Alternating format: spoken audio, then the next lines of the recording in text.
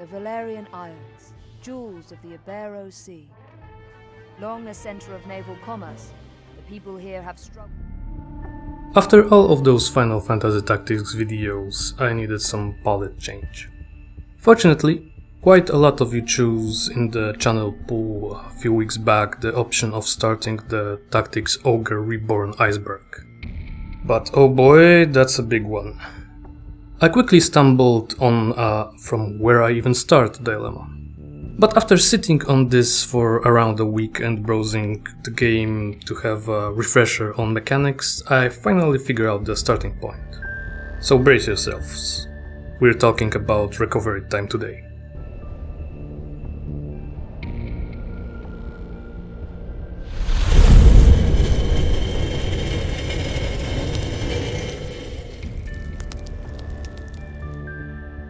Regardless of version, Tactics Ogre always had a metric ton of interwoven mechanics that layered one complexity layer on top of another, and Reborn is no exception. There's so much stuff here that interacts with other stuff that talking about mechanics or optimization requires a lot of pre-existing knowledge. And after staring at menus and tutorials in the game, I think this topic should be the first one on the list, since it's related to so many other systems in the game. Without at least a basic understanding of it, other stuff will probably result in wait, what? So I will try to explain this in a clear way. We need to start from answering the question of why recovery time is important. The short version would be along the line of because it dictates turn order in the game. For the long version, I'll put a small visual aid on the screen. In this game, all units on the combat field take actions after their recovery time reaches 0. In a case of the tie, the unit with higher AG goes first. This part seems straightforward. There are two parts that complicates this thing. In contrast to, for example, Final Fantasy Tactics, the value of recovery time is not only dependent on combination of class, gear and character specific values, but also can be changed dynamically during the fight, based on the action that unit takes. So you can actually overextend. And rushing in with big attack can leave your quote-unquote fast unit in a range of few quote-unquote slower units. That will then act before your Sonic the Hedgehog cosplayer can act again. This results in much more complexity in combat, balancing movement, positioning, reach on your weapons and spells, and so on. Expanding on the last sentence a little.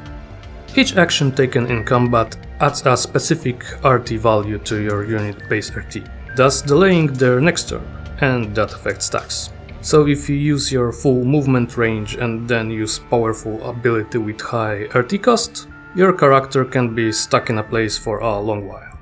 I really enjoy this system.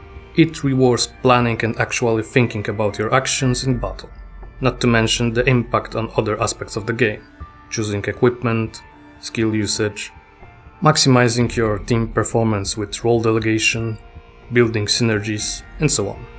Technically, I could end this video here, but I think a little more hands-on example would work better than my abstract ramblings. So let's assume we have two generic units with the same class and equipment, and as such with the same base RT value of 79 for example. After the battle starts, each clock tick will reduce RT by 1 point, until they reach value 0. Then Unit A will go first, followed by Unit B. With Unit A we'll move 2 steps forward and use our ball to attack a target. Doing this will add 8 to our RT for movement and an additional 21 for the attack, pushing the unit's A RT value to 109. Then it's time for Unit B. We will not move and just fire at the same target with our bow. That means Unit B RT will be increased by only 21 to around 100. The final result of this little experiment is this. The next turn of Unit B will be before the next turn of Unit A. This seems really small, but if you take a step back and look at the implications and possibilities, the scale is gigantic. For example, you can move your DPS character in position, then use items to buff their damage output. Then move your debuffer unit a few steps forward. If your RT management is good, the unit that has debuffing abilities will act before our buffed DPS, and will be able to reach the target and do its job of debuffing it, before our DPS will steal the show with a bigger number during their attack. As I said, I really enjoy this system. It's not exactly complicated, but the depth it has on everything else makes the game's combat so much fun for me. Okay, I'll try to keep the videos on generic mechanics on the shorter side, since the deep dives on classes and their abilities, balance and gear will probably go on the longer side of my possibilities. And since this is a new series, your feedback would be appreciated. If there's something you would like to know sooner rather than later, go to the comments and let me know. Boosting the engagement with likes and subs will also give me a clear sign in the analytics that you want more of this content. So go forth and feed the algorithm. See ya in the next one.